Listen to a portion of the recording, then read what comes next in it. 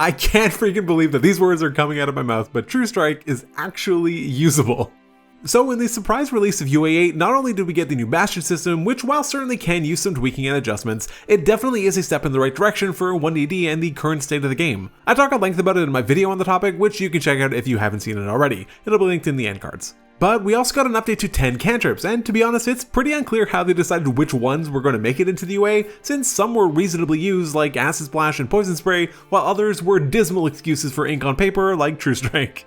But not anymore, I swear, I have to keep convincing myself that this is real. I've wanted nothing more than for this abomination of a spell to be improved, and I even made a whole other video about it. Anyway, there's a lot to get to in this one, so we're just going to get into it. As usual, I'll do my best to keep the focus of the discussion on the revised cantrips related to their design and the potential influence and impact that they may have on the game, rather than their numerical power. Though it is inevitable that some discussion of power will come through, it's just not really intended to be the main focus. I'm going to go through them alphabetically just as I did in the playtest document. Starting with Acid Splash, both the usability and actually its potential damage output have both improved. The spell is significantly easier to parse than the original one was. The wording of Acid Splash from 2014 was always so awkward and clunky. It was like, choose 1 or 2 creatures. If you choose more than 1 but fewer than 3, then they must be doing the hokey pokey during a full moon after eating spaghetti, and then you might have a chance to hit. That was a joke. I know it wasn't actually that difficult to understand, but the obnoxiously labored point that I'm trying to make is that readability and comprehension are important and often undervalued aspects of the game, so I'm happy to see some work done in that respect here.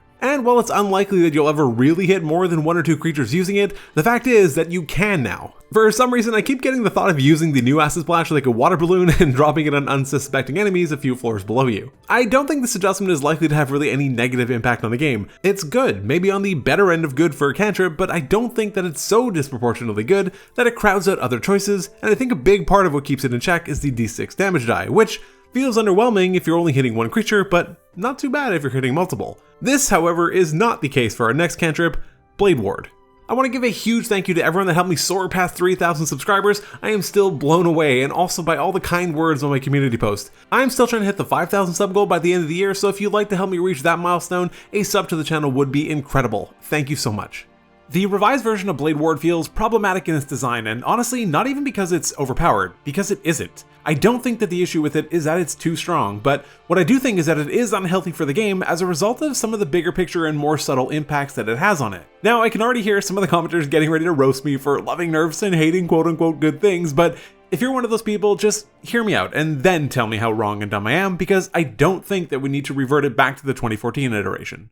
It's difficult for me to envision a world where the revised version of Blade Ward, as currently written at least, isn't just a default pick for basically any caster in the first tier of play, and this does have a few downsides. Firstly, it heavily restricts design space. Now, all cantrips need to effectively compete against Blade Ward for an already very limited and coveted spot in your list of cantrips, rather than just being compelling in their own right. Now, admittedly, this is offset to some degree by the fact that cantrips are now more easily swappable by wizards, but that still doesn't even really come close to eliminating the issue. I'd probably dump nearly anything else before I got rid of this anyway. And it's even better for warlocks since they don't get access to shield on their spell list. Secondly, this exact same problem double dips into any other available reactions too. Most reactions are quite situational in nature, whether it's countering a spell or making an attack of opportunity or even using shield for that matter, since if you have an available spell slot, you then need to decide whether it's worth using or not.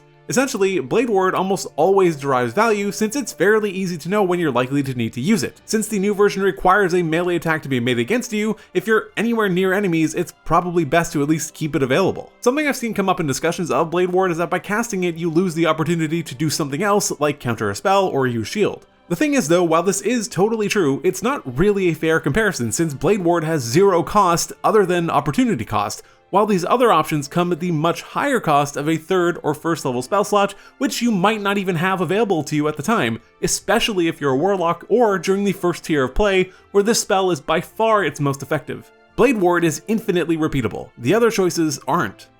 Thirdly, it's just legacy design that isn't consistent with many of the changes made not only with One D&D, but in many of the 5e books that have been published in its lead up. The new Blade Ward again reverts to the idea of needing to decide whether to use it before you know if it's going to work or not. Now, yes, the irony is not lost on me. I'm here saying that the spell is problematic and then I go ahead and suggest something that would make it even stronger, but remember when I said that the problem wasn't the power? Anyway, changing this to be consistent with modern design, that being only requiring it to be used after you know whether the attack roll would hit or not would obviously make the spell even better, but that's a trade-off that I'd be willing to make, since it would also be consistent with how people actually play the game. A big part of why the design of the game has shifted away from the legacy style of features that made you decide prior was because they were often awkward to use, or the DM would just kinda hand wave it and let you use it anyway, and if they didn't, oftentimes the spells were kinda just not fun.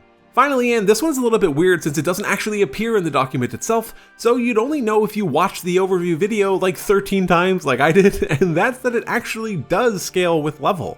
One of the caveats that people have about the new version of the spell in saying that it's fine is that it's limited to melee attacks, but as we hear Jeremy Crawford explain in the video, is that the scaling for Blade Ward extends the distance at which the attacker can be. We don't know what that range is yet, but we know that at 5th, 11th, and 17th level, that distance does increase. It's possible that this was an error in their video, but we'll have to wait and see on that. It's now a reaction, and it allows you to impose disadvantage on somebody's attack against you.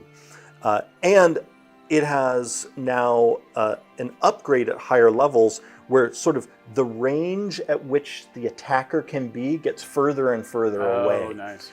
The bottom line, and what I want to be super clear about, is that I do not think that this version of Blade Ward is overpowered. It's very good, and particularly in the first tier of play, that's for sure, but it scales terribly into the later levels since monster hit modifiers get so high that disadvantage is unlikely to yield any value, and it only works on one attack. Hell, I even suggested a way to make it better. The real issue that I'm describing here, I guess, is much more of a commentary on cantrips in general rather than Blade Ward, which this entire UA has made me think a lot more about. It's great to see that the team is working on improvements to these spells, but I would still like to see some more help to the less used and less good ones in the game so that players have more choice and it feels less like there's just one right answer. Also, it steps on the toes of the light domain clerics, so yeah. Chill Touch has received a few new changes, most notably that it's actually a touch spell now, so that's cool. I'm sure many will see this change as a nerf, but I kinda like it, and I feel like it feels a little bit more thematic and on brand, even if it still doesn't do cold damage. But I know it's about the chill of the grave. The 5e version of the spell just felt like it was trying to do too much. It already did damage, it already caused the target to not regain any hit points until the start of your next turn, and oh yeah, if they're also undead, then they had disadvantage against you until the end of your next turn. It even had 2 different internal clocks for 2 different internal features. It always just felt a little bit awkward. And while yeah, the new version is actually touch, which just logically makes sense given the name, it also at least got a damage boost to 1d10. I'm okay with this. It's less onerous to the player and the DM and just easier to remember what's going on, even if it is a little bit weaker. The Friend spell has also received a nice usability improvement that makes just about everything from understanding how the spell works to its actual in-game utility just better. It still requires concentration, however, it now can be cast at a range of 10 feet, rather than casting it on yourself and then choosing the target. That target now needs to fail a wisdom saving throw, so in that sense it is less good, but if you succeed, the target is now under the effect of the charm condition, which is a distinct improvement from the 2014 version, which just provided advantage on specifically charisma-based checks against that creature. Additionally, with this new version, the creature does not become aware of the fact that you use magic to manipulate it when the spell ends. Though its use case may now be a little bit different, I still kinda like the new version. It feels a little bit more Jedi mind tricky, and I'm kinda here for that. This rework is a little bit you win some, you lose some. It still carries a totally legitimate reason to use it, but it offers the not unreasonable downside of needing to be close to cast it. It's also a cantrip, so it's probably not that bad of a thing anyway. The change to Poison Spray feels a little bit hit or miss to me. The range has been massively increased from 10 feet to 30 feet, and has been changed to a spell attack rather than the target making a Constitution saving throw. The thing is though, the description of the spell being you launch a mist of toxic energy at a creature within range feels a little bit at odds with the way that the spell is then resolved. It being described as a mist almost feels like it should carry some kind of AoE potential, similar to Acid Splash, but maybe have it be in a cone? And it says on a hit, which again just doesn't feel like it fits thematically with the spell. The creature will almost certainly be hit, at least to some degree, by these spores or whatever mist projects out of it, so in that sense, having it be a Constitution saving throw to resist the effects of the spell felt like it made a little bit more sense. Maybe combine the two changes, revert it to being a con save, but have it be an AoE, but maybe that's a little bit too similar to Acid Splash, but I still kinda like it. In any case though, the current UA8 version of Poison Spray still feels worth picking. Produce Flame has actually received a massive improvement. It's now a bonus action to cast rather than an action. The light it provides goes from 10 feet bright and 10 feet dim to 20 feet bright and 20 feet dim. If you then decide to throw the flame from your hands, the spell no longer ends and you can target creatures up to 60 feet away rather than just 30. This does so much to really fulfill that fantasy of being some kind of magic user whose hands are just burning with flame spreading from your palms and fingers and being able to harness that energy to hurl balls of flame at your target. From a thematic standpoint, this feels amazing, especially if you know you're going to be exploring a dark environment for extended periods of time. There's definitely also a world where this outclasses even Firebolt, despite it being 1d8 fire damage rather than 1d10, since the turn when you cast it, you're still able to cast another leveled spell, since it's now a bonus action cantrip. Produce Flame is now really good. I don't think it's an instant pick, but I don't feel like it's that far away from being one either. The base effect of Shillelagh is still fundamentally the same.